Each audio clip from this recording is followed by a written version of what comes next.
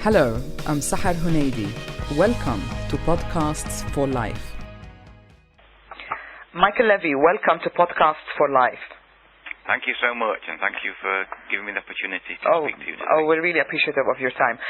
Michael, your poetry essays are posted well over 1,000 websites, journals, and magazines, of course including psmagazine.com, to which you are a regular contributor. You're also a renowned speaker on finance, wellness, and inspiration. You've also appeared on TV in the USA, as well as in the United Kingdom, and hundreds of radio stations throughout the world. On your website, which is www.pointoflife.com, you say, the guiding force has always been the spirit of the universe. Can you explain a little bit on that? Absolutely.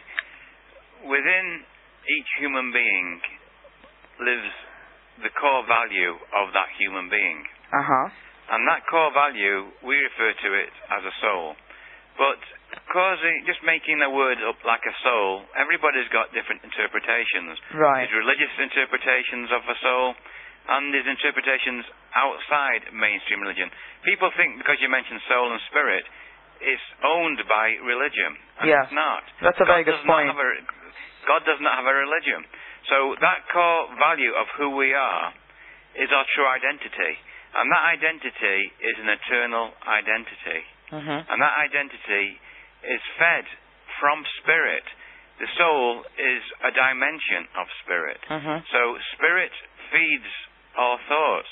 And we find our creativity within that universal spirit.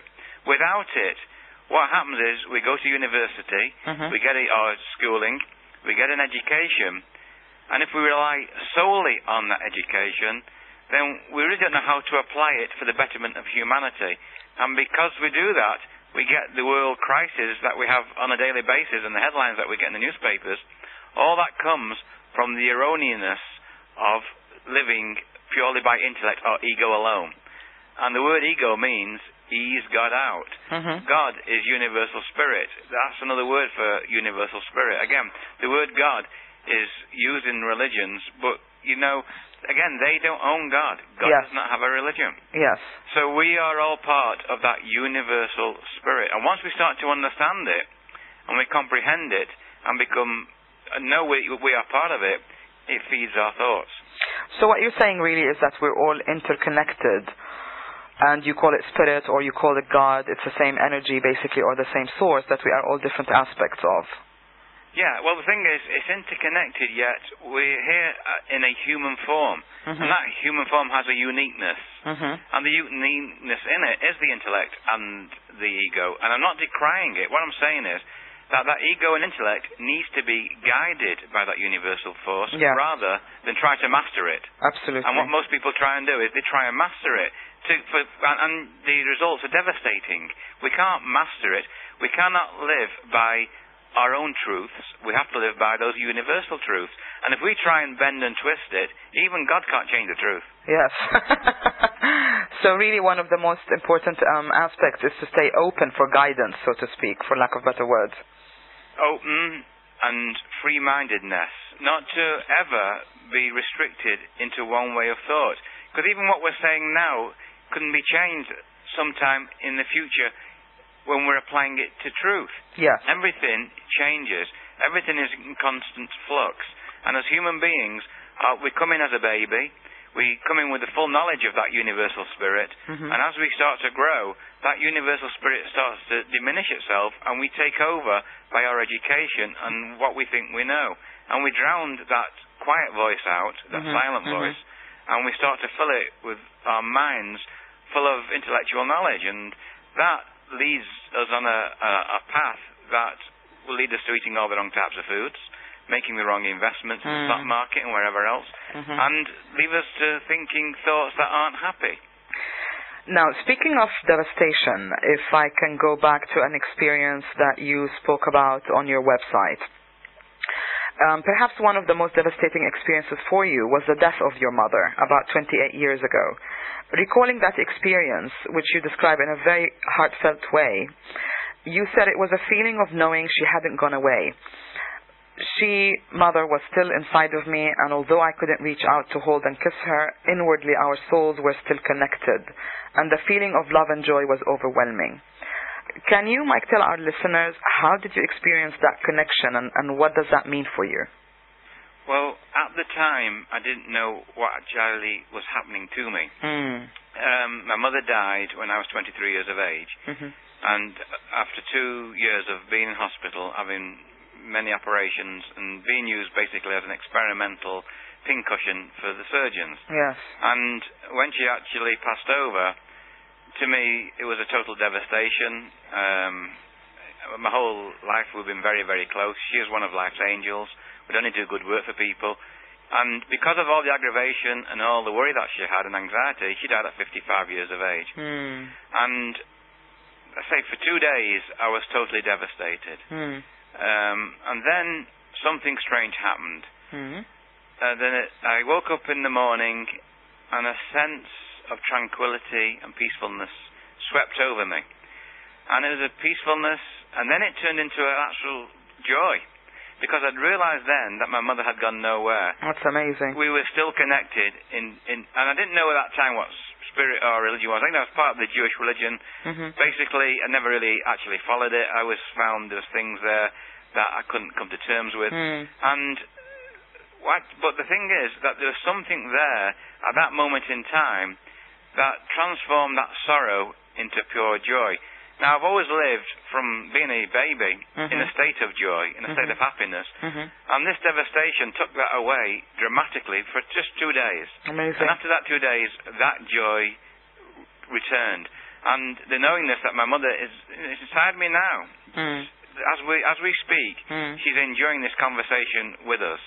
Now, the fact is this, people say, either you've gone crazy, or isn't it selfish not to mourn? Isn't it selfish not to feel devastation? Well, the opposite is true, actually. Yes. It's selfish to mourn. And I'll tell you the reason why I say that. Yes. If the spirit of your dear loved ones is within you, and they're inside you, following your every footsteps, if you're feeling sorrow, they're also feeling sorrow. And the last thing in the world I want is for my mother to feel sorrow. That's a wonderful thought. Yes, yeah. So if I'm happy, she's happy, and I follow throughout my earthly existence, she will be experiencing that alongside me, plus all the other loved ones that are connected to me. Absolutely. I'm Serena Williams, and I'm healthier on Ro. I've lost 34 pounds in a year with GLP-1s, diet, and exercise. On Ro, you can access GLP-1 options, including the first FDA-approved GLP-1 pill for weight loss. Go to ro.co/journey to see if you qualify. 14 to 20% average weight loss in 1 year in non-diabetics with obesity or overweight with a weight-related medical condition versus 2.2% to 3.1% in placebo arm. RX only. To stay informed about serious side effects, go to ro.co/safety.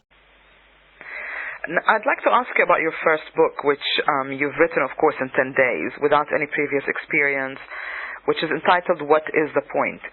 You also make the point on your website, and I quote, "The reason we all exist on Earth is to enjoy our time on Earth." Can you expand a little bit on that concept?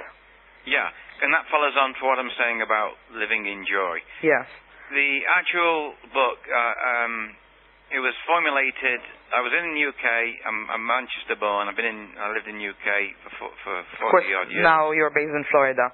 Now I'm based in Florida. In '92, I came out here full time. I didn't know a reason at the time why I was coming out here. I had a successful textile corporation. I was very successful in commercial property. I've invested in the stock market for 40 years very successfully, and I've also invested in commodities for 16 years. So I had a good background in that, but I didn't know why I was coming out to Florida. I thought it was to play golf and bridge. But after a 6-year time out, and 6 years of sitting out looking into the universe, into the stars, asking many inward profound questions, these questions started to be answered slowly. And I've never read a book in my life, and I never ever wrote, and I never wrote poetry before, yet I sat down on August the 1st, and by August the 10th, I'd written What is the Point? That's wonderful. And it's a very simple book. It's a simple book, but it contains the knowledge that every child over the 12 years of age should read to put them on the path of life that they need to live on. Yes. And the basic thing is this. we're here for one reason only, and this is the meaning of life, that so many people find so hard to explain. And it's very easy to explain. We live on earth to live in joy. J-O-Y. Those three letters mean just obey yourself. Not the ego self, not the intellectual self, but the soul self. And the soul self only knows bliss. It knows a divine blissfulness. And that divine blissfulness goes from moment to moment in human existence in a state of joy, like ascending a ladder. Now, I'd like to say do, re, mi, fa, sol, la, di, do. When you get to the do, what happens is a new scale drops down. And as that new scale drops down, you start again. So the blissfulness isn't starting from the low one. All the time you're starting from the do, re, mi, fa, sol, la, di, do, back to do again. But it's going higher and higher from moment to moment. Now, I cannot see any other reason why anybody would want to live in misery or any other experience anything else but that divine joy. Now people will say to you, it's okay for you to speak. What about if you've got devastations in your life, you've got sickness, what about wars? What about all the horrific things you see on TV? Yes, indeed. What is going on in this world today is pitiful, it's erroneous, and it's a cause for concern, but not a cause for worry. Because worry brings wrinkles. Worry kills people too early. That's but right. if you're concerned about it, you can take an active part in it, and you can live with an objective detachment. An objective detachment means you're in this world, but not actually part of it. You live as a human being, but your true core is eternal in universal spirit. You're floating around the universe at the same time as being in here. And you're oscillating. Now, this is quantum physics at its finest. Because when quantum physics magnifies the human cell to the finest particle, it sees it oscillating in and out of existence as we speak now. And our 7 trillion cells in our body, the particles in those cells are oscillating in and out of existence as we speak.